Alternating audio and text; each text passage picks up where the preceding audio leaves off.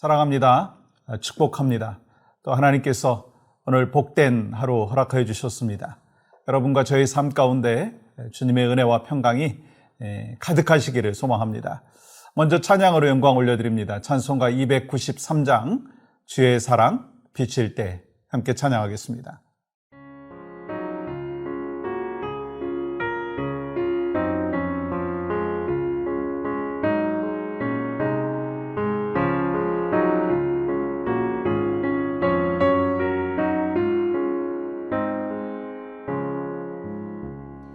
주의 사랑 비칠 때에 기쁨 오네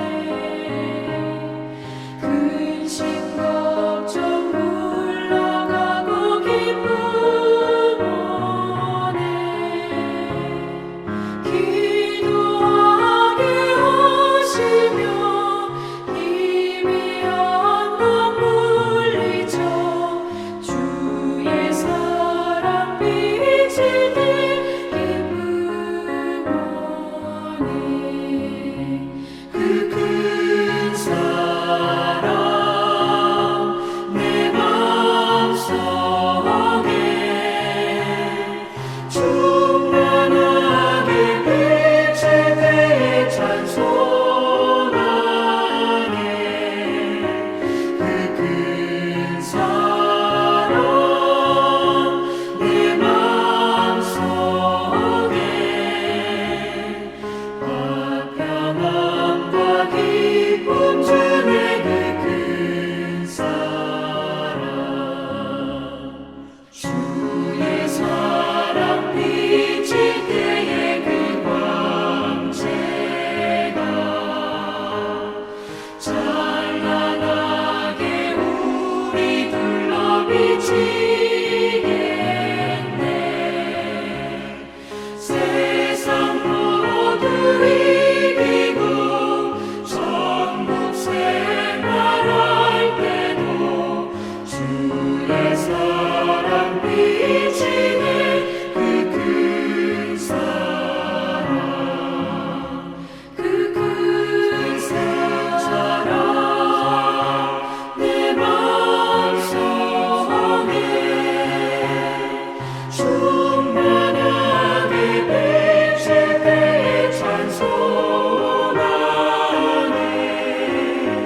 그 큰 사랑 내 맘속에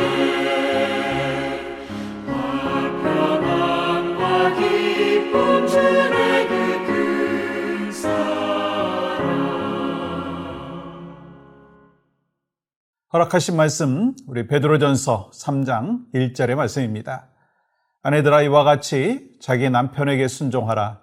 이는 혹 말씀을 순종하지 않는 자라도 말로 말미암지 않고 그 안의 행실로 말미암아 구원을 받게 하려 함이니. 아멘.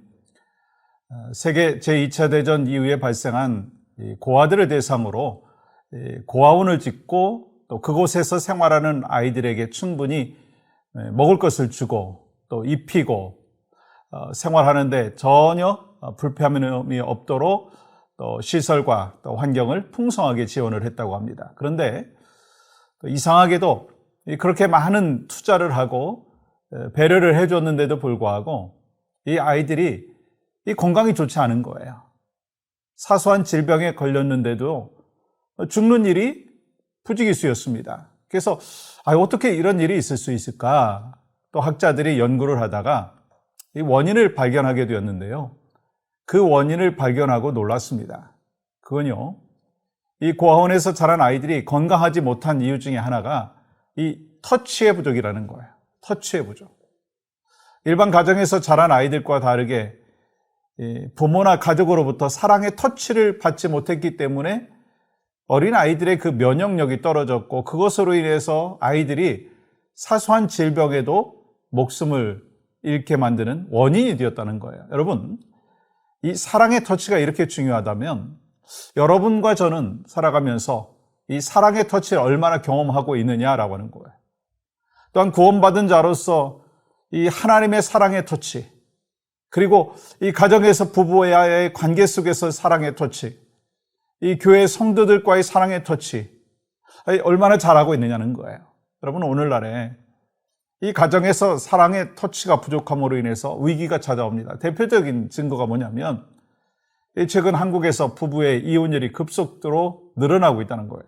이 결혼한 지 4년차 미만의 이혼율이 전체 이혼의 25%가 된다는 겁니다.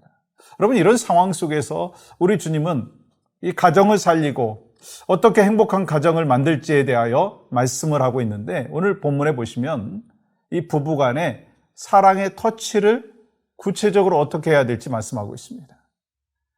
그런데 여러분, 베드로 사도는 오늘 본문에서 이 아내와 남편의 역할이 무엇인지 말씀하면서 이 아내에 대해서는요, 우리가 본문 다 읽지 아니하였지만 이 6절을 할애하고 있고, 남편에 대해서는요 1절을 기록하고 있어요. 왜 그럴까? 아내가 이 6배 문제가 있기 때문인가요? 아니에요. 그만큼 아내의 역할이 가정에서 중요하다라고 하는 것을 말씀합니다. 그렇다면 먼저 남편에 대한 아내의 그 사랑의 터치의 방법이 무엇이 있을까? 먼저 1절 말씀 전반절에 이렇게 기록하고 있습니다. 아내들아, 이와 같이 자기 남편에게 순종하라.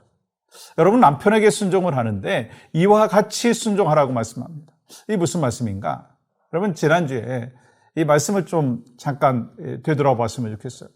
우린 세상 속에서 크리스찬으로 살아가면서 인간의 모든 제도에 대하여 순종해야 된다라고 말씀을 나눴어요. 때로는 부당하고 억울한 일을 당한다 할지라도, 왕이 또 부당하고 내 보스가 좀 까다롭게 한다 할지라도 우리 어떻게 해야 되느냐? 악을 악으로 갚지 말고 선으로 행하라. 왜요? 주를 위해서. 왜요? 하나님의 종이기 때문에. 그리고 악을 선으로 갚을 때 이 악행하는 자들의 입을 막고 세상을 변화시킬 수 있기 때문인 것입니다. 그리고 베드로는요, 이 땅에서 가장 부당한 대우를 받는 분에 대한 그 예를 들었잖아요. 누구죠? 예수 그리스도. 예수 그리스도. 예수님께서는요, 하나님께서 순종하기 위해서 죄 없으시면서도 고난 받으시고 십자가에 죽으셨어요. 그러므로 우리도 예수님을 따라서 이와 같이 아내들아, 남편에게 순종하라 명령하십니다. 예수님께서는요, 순종함을 통해서 사랑의 터치가 있게 된다는 것을 먼저 말씀하는 거예요. 먼저 우리는요, 이 아내에 관한 말씀을 나누게 되잖아요. 누가 먼저 은혜 받아야 됩니까? 아내인가요? 남편인가요? 오늘 이 본문의 근거를 보면 아내가 받아야 합니다. 그래야 남편에게 순종할 수 있다는 거예요. 그러면 이 아내들이 어떻게 남편에게 순종하고 사랑의 터치를 해야 될까요? 그 첫 번째는요, 삶을 통해서. 1절 보십시오. 아내들아, 이와 같이 자기 남편에게 순종하라. 이는 혹 말씀을 순종하지 않는 자라도 말로 말미암지 않고 그 아내의 행실로 말미암아 구원을 받게 하려 함이니. 이어지는 2절 보십시오. 너희의 그 두려워하며 정결한 행실을 봄이라. 이 아내의 순결한 삶을 통해서 남편을 향한 순종을 표현하고 사랑의 터치를 할 수 있다는 거예요. 이렇게 말씀드리면 여성분들 중에서, 아니, 내 남편의 삶이 올바르지도 못한데 왜 나에게 올바른 삶을 살라고 말씀합니까? 그야말로 이 남편의 그 예의도 없는 모습, 나이스하지도 않은 모습, 왜 나만 잘해야 됩니까? 그러면서 공평하지 않다라고 이야기할 수도 있습니다. 그런데 그 생각에는 한 가지 문제가 있습니다. 왜냐하면 오늘 말씀에 보면 혹 말씀을 순종하지 않는 자, 즉 남편이 하나님을 모르고 신앙생활을 하지 않는다 한다 할지라도, 신앙이 없어서 잘못된 행동을 한다 할지라도 아내는 남편에게 순종하고 삶의 본을 보이라는 거예요. 왜요? 그렇게 행동을 조심함으로 말미암아, 이 아내의 행실을 선하게 함으로 말미암아 믿지 않는 남편이 예수님 앞으로 돌아오게 될 수 있기 때문인 거예요. 여러분, 이 말씀이 아내에게 주시는 말씀만이 아니에요. 믿는 여러분과 저에게, 우리 모두에게 주시는 말씀입니다. 정말 사랑의 터치를 먼저 해야 되는 사람이 누군가요? 먼저 예수 믿는 사람, 하나님의 사랑을 받은 사람, 바로 여러분과 제가 오늘 우리 주변에 있는 분들 가운데 사랑의 터치가 필요한 분들이 있을 거예요. 그럼 어떻게 해야 되겠어요? 내가 선한 삶을 통해서 그들에게 참된 그리스도의 향기가 되어야 될 뿐만 아니라 또한 우리가 그들에게 정말 예수 그리스도의 제자로서 참된 하나님의 백성으로서 그 아름다운 사랑의 터치를 함으로 말미암아 그들이 주님 앞으로 돌아올 수 있도록 인도해야 된다는 것이고, 또 한 가지는 또한 지치고 낙심되어 있는 영혼들에게 사랑의 터치를 해보십시오. 특별히 5월은 가정의 달 아닙니까?